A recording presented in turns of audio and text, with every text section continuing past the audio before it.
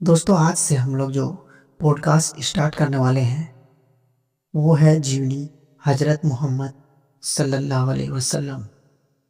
मोहम्मद इनायतुल्लाह सुबहानी, अनुवाद नसीम गाजी फलाही। इब्राहिमी दीन यानी धर्म अरब में ज़्यादा नहीं ठहरा। पूरे देश में फिर बुत परस्ती फैल गई। लोग खुदा के साथ मूर्तियों को भी पूजने लगे। उनको खुदा तक पहुंचने का माध्यम और जरिया समझने लगे। उनका अकीदा था कि ये खुदा के साजी और हमारे सिफारिशी हैं। यही ज़रूरतों को पूरी करने और मुसीबतों को दूर करने वाले हैं। इसलिए वे मुसीबतों में उन्हीं को पुकारते, फरियादें भी उन्हीं से करते और मुरादें भी उन्हीं से मांगते। हज़रत इब्राहिम तो खालिस तौहीद, एकशरवाद की दावत देते थे और शिर्क और मूर्ति पूजा से बेजार थे। लेकिन ये लोग उनकी शिक्षाओं को बिल्कुल ही भूल गए और मूर्तियों के पुजारी बनकर रह गए। लेकिन ऐसा एकदम ही नहीं हो गया। इसमें भी ज़माना लगा। ना जाने कितनी शताब्दियाँ बीत गईं और ना जाने कितनी नस्लें गुजर गईं, तब कहीं जाकर शिर्क के पैर जमे। यह शिर्क आया कहाँ से? मूर्ति पूजा का चलन हुआ कैसे? बात यह थी कि हज़रत इब्राहिम अलैहिस्सलाम और इस्माइल अलैहिस्सलाम से अरबों को अत्यधिक श्रद्धा और मोहब्बत थी। काबा का निर्माण उन्हीं दोनों ने किया था, इसलिए उन्हें काबा से भी बड़ी मोहब्बत थी। फिर यह मोहब्बत यहीं तक सीमित ना रही। इसके आसपास जितने पत्थर थे वे भी उनकी नज़र में बहुत ही प्रिय और बरकत वाले बन गए।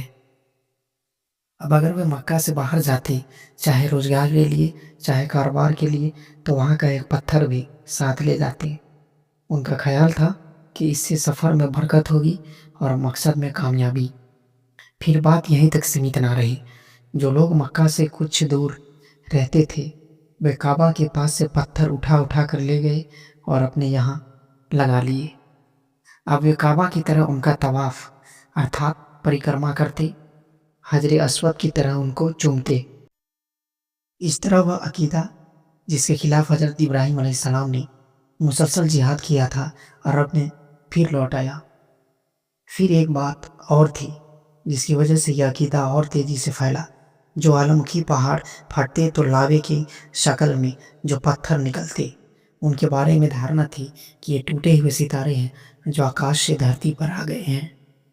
यहीं से वे पत्थर पवित्र समझे जाने लगे, क्योंकि कुछ जातियों के दिल में तारों की महिमा रच बस गई थी, इसलिए कि उनमें जगत सृष्टा की कुदरत का जलवा था, उसकी शक्ति और महानता की छाया थी। इसलिए जिन पत्थरों के बारे में उन्हें विश्वास होता कि ये सितारों से टूटे हैं, उनको बहुत बरकत वाला समझते और बड़ी इज्जत करते।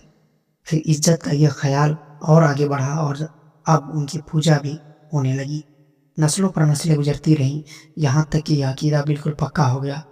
अब कोई भी पत्थर मिल जाता तो खूबसूरत और सुडौल होता, या जिसकी बनावट में कुछ नयापन होता तो किसी जानदार के शक्ल से मिलता जुलता होता। उसकी महानता उनके दिल में बैठ जाती और वे उसको पूजने लगते। फिर एक कदम और आगे बढ़े। अब वे पत्थरों को खुद काटते छांटते, अपनी पसंद की मूर्तियां बनाते, जिस बुजुर्ग या देवता से चाहते उनका संबंध जोड़ देते और जो दिल चाहता उनके नाम रख लेते।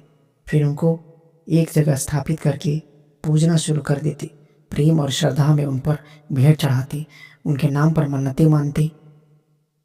उनका ख्याल था कि इस तरह वे देवता अल्लाह के यहाँ सिफारिश करेंगे, बिगड़े हुए काम भी बना देंगे और आखिरत में मुक्ति और नजात के साधन भी सिद्ध होंगे। मक्का में सबसे पहले जो मूर्ति लाई गई और फिर काबा के आंगन में लगाई गई वह हुबल की मूर्ति थी। उसको लाने वाला व्यक्ति अम्र बिन लुहई था। यह कहीं सफ़र कर रहा था, रास्ते में एक जगह से गुजर हुआ, देखा लोग मूर्तियाँ पूज रहे हैं। उसको बहुत भला मालूम हुआ। उनसे कहा, एक मूर्ति हमें भी दे दो, हम अपने यहाँ ले जाएंगे, हम भी इसकी पूजा करेंगे। लोग हंसी खुशी तैयार हो गए और वह मूर्ति लेकर मक्का आ गया। फिर धीरे धीरे काबा में और मूर्तियाँ आ गईं। उनमें दो प्रमुख मूर्तियाँ इसाफ और नाइला भी थी। ये जमजम नामक कुएं पर लगी थी।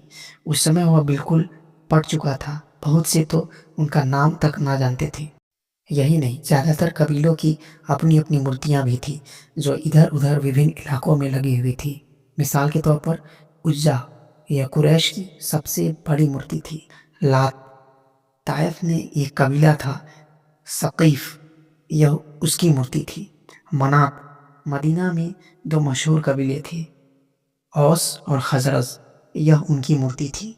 इनके अलावा और भी बहुत सी मूर्तियाँ थी।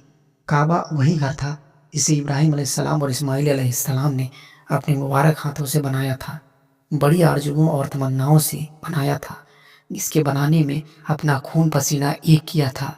क्यों? सिर्फ इसलिए कि यह तौहीद एक अशरवात के केंद्र बने, रब का सबसे बड़ा घर बने। लेकिन कौम ने साथ ना दिया। यही अल्लाह का घर बुतखाना बन गया। यही तौहीद का केंद्र शिर्क का स्रोत बन गया। लोग इब्राहिम अलैहिस्सलाम की दी हुई शिक्षा को भूल बैठे। अब उन्हें याद भी नहीं रहा कि कभी इसी घर से तौहीद की आवाज़ बुलंद हुई थी, बल्कि अब उनके लिए इसकी कल्पना भी मुश्किल थी कि मूर्ति पूजा के अलावा भी कोई सत्य हो सकता है। जिस बाप ने मूर्तियों के खिलाफ बगावत करके पूरी कौम की दुश्मनी मोल ली थी, अब उसी बाप की औलाद मूर्तियों पर दिल और जान से निछावर थी।